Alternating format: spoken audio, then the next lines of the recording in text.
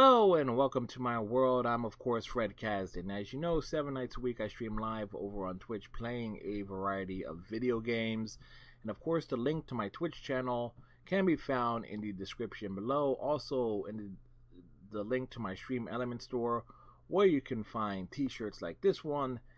Again, that link is also in the description below. That business aside, we don't really have much of a fixed topic here for this week's commentary.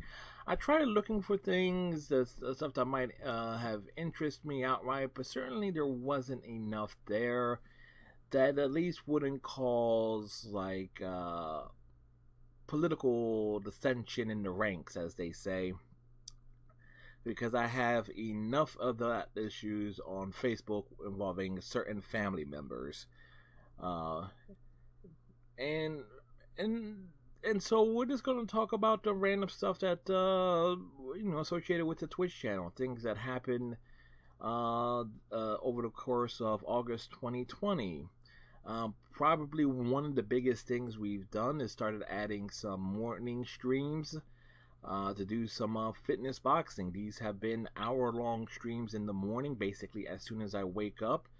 We've done 4 so far, and so far they've been proven to be nice little successes in showing, and definitely presents me in a different light, as it's me standing up, actually being physically active and so forth.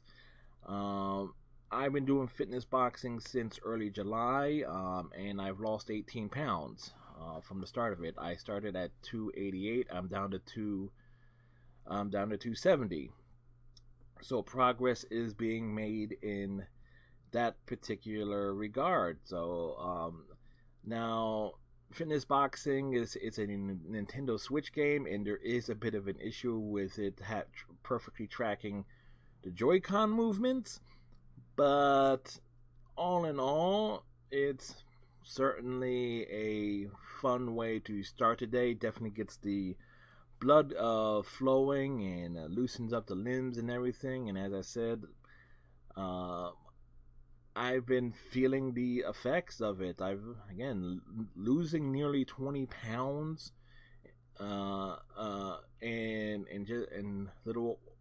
and over the course of 2 months, it's nothing to sneeze at, and I'm definitely look forward to trying to keep up the pace of it, and possibly doing more of those particular streams in the mornings when I feel like moving one piece of furniture over, so this way not everything that I don't want to be seen that's behind me to be seen.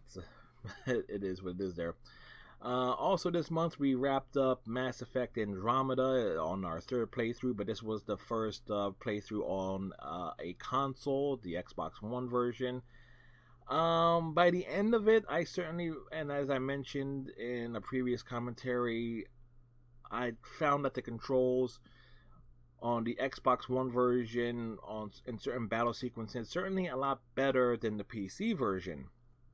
In special regards to the final boss battle against the Archon, things felt certainly more responsive, and I certainly had a better time, an easier time, using a scope weapon on the console version as opposed to the PC version, and that's something that actually I can say is also true for when I've played the console version of Overwatch, where I'm actually better using Ashe, Ana, and Widowmaker on console than I am on PC, which is actually the reverse for so many other people. But still, I'm thinking the next time we do a Mass Effect Andromeda stream, it will actually be a New Game Plus version to carry everything, all our powers and everything over, as opposed to doing this a straight out Scott Ryder run. It would actually be a lot shorter because we'll have all of our gear and everything towards the max out portion of how overpowered the human Pathfinder can actually be. And again, it would actually make the game shorter, because it is a long game, particularly with how I play it. And maybe in that next playthrough, I'll actually get a lot of things accomplished that I tend to screw up. I doubt it, but we can always hope. On the Star Trek Online front, our Cardassian captain serving in the Klingon Empire has now reached the Iconian war arc, and we did three of those missions this past Thursday, and there is the nice little bit of irony that we got a Cardassian serving in the Klingon Empire, and as the time of this recording, said Cardassian is now the captain of a Bajoran ship. So, if you know anything about the, in particular, Star Trek Deep Space Nine and everything associated between the Cardassians, the Bajorans, and the Klingons, it just really piles on. I have been a little disappointed that there isn't much species-specific sequences so far as it relates to the player character being a Cardassian. I have seen some stuff like that involving if the captain is a Vulcan, if it's a Borg, if it's a Ferengi, but nothing for if it's a Cardassian. Considering that the number of Bajorans you actually come across, and there is actually a mission that involves you having to fight other Cardassians at one point in time, it kind of makes me wonder as to why that dialogue or things weren't acknowledged. We also started up Super Mario Odyssey, and thus far, after 2 streams dedicated to it, Mario Odyssey has been a joy to play. It's the first Mario 3D platformer I have ever had the experience of playing. I certainly enjoyed doing the adventure thing. I'm not sure if I'll go through or put the endless hours in needed to do a full completionist run of it, to get all 999 moons, get like 46,000 coins, and all sorts of other crazy shenanigans. But in terms of the base adventure, it's been a lot of fun. It does the fact that you have so many enemies, particularly the boss enemies, involves some sort of like instant pattern recognition, and the fact that it is something that virtually anyone can figure out if they start doing a little trial and error, certainly says a lot.